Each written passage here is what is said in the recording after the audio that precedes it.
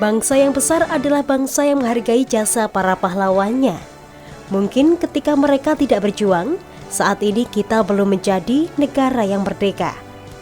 Dan untuk mengenang, menghormati dan mendoakan para pahlawan, dituangkan dalam momen mengheningkan cipta. Marilah kita mengheningkan cipta. Mulai.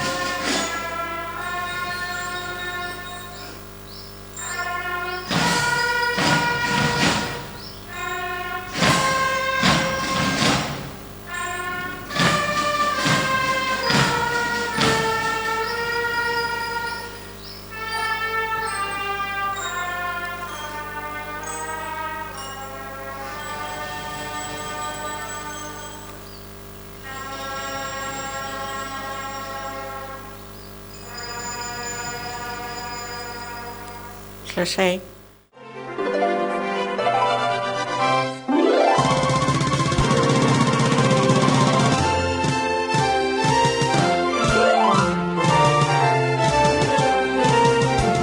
Yang tak kalah penting dalam upacara bendera kali ini adalah pembacaan pembukaan Undang-Undang Dasar Negara Republik Indonesia tahun 1945 dan pesan-pesan perjuangan dari pahlawan nasional.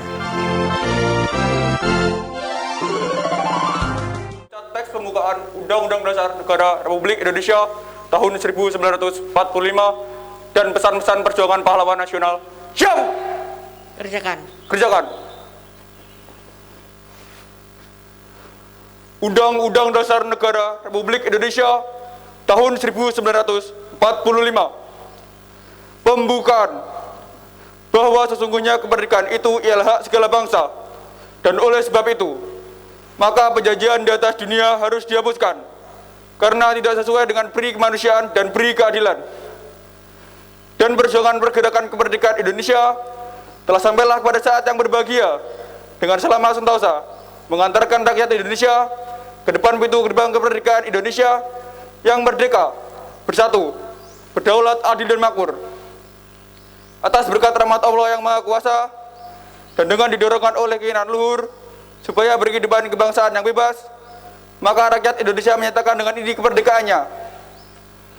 Kemudian daripada itu, untuk membentuk suatu pemerintahan negara Indonesia yang melindungi segenap bangsa Indonesia dan seluruh tumpah darah Indonesia, dan untuk memajukan kesejahteraan umum, mencerdaskan kehidupan bangsa, dan ikut melaksanakan ketertiban dunia yang berdasarkan kemerdekaan, perdamaian abadi, dan keadilan sosial. Maka disusunlah kemerdekaan kebangsaan Indonesia itu dalam suatu undang-undang negara Indonesia yang terbentuk dalam suatu susunan negara Republik Indonesia yang berkedaulatan rakyat dengan berdasar kepada ketuhanan yang Maha Esa, kemanusiaan yang adil dan beradab, persatuan Indonesia, dan kerakyatan yang dipimpin oleh hikmat kebijaksanaan dalam permusyawaratan perwakilan, serta dengan mewujudkan suatu keadilan sosial bagi seluruh rakyat Indonesia. Pesan-pesan perjuangan atau kata mutiara dari para pahlawan nasional. 1. Pesan pahlawan nasional Nyi Agung Serau. Untuk keamanan dan kesentausaan jiwa, kita harus mendekatkan diri kepada Tuhan yang Maha Esa. Orang yang mendekatkan diri kepada Tuhan tidak akan terperosok hidupnya dan tidak akan takut menghadapi cobaan hidup, karena Tuhan akan selalu menuntun dan yang melimpahkan anugerah yang tidak ternilai harganya. Disampaikan pada saat Ki Ageng Serang mendengarkan keluhan keprihatinan para pengikut atau rakyat akibat perlakuan kaum penjajah. 2. Pesan pahlawan nasional Jenderal Sudirman. Tempat saya terbaik adalah di tengah-tengah anak buah. Saya akan meneruskan perjuangan. Maid of Honor pemerintah TNI akan berjuang terus. Disampaikan pada jam-jam terakhir sebelum jatuhnya Yogyakarta dan Jenderal Sudirman dalam keadaan sakit. Ketika menjawab pernyataan Presiden yang menasihatinya supaya tetap tinggal di kota untuk dirawat sakitnya. 3. Pesan pahlawan nasional Profesor Dr. R. Suharto. Right or wrong my country, lebih-lebih kalau kita tahu negara kita dalam keadaan bobrok, maka justru saat itu pula kita wajib memperbaikinya.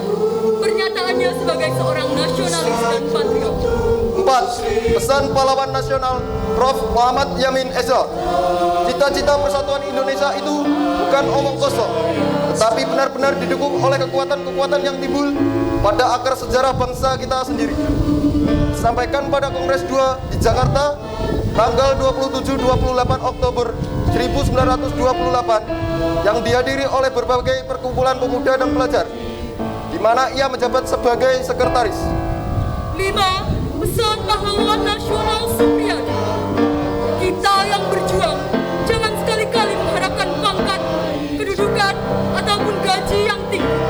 Disampaikan pada saat Supriyadi memimpin pertemuan rahasia yang dihadiri beberapa anggota PETA untuk melakukan pemberontakan melawan pemerintah Jepang. 6. Pesan pahlawan nasional Tengku Nyak Arif. Indonesia merdeka harus menjadi tujuan hidup kita bersama. Disampaikan pada pidato bulan Maret 1945, di mana Tengku Nyak Arif menjadi wakil ketua DPR seluruh Sumatera.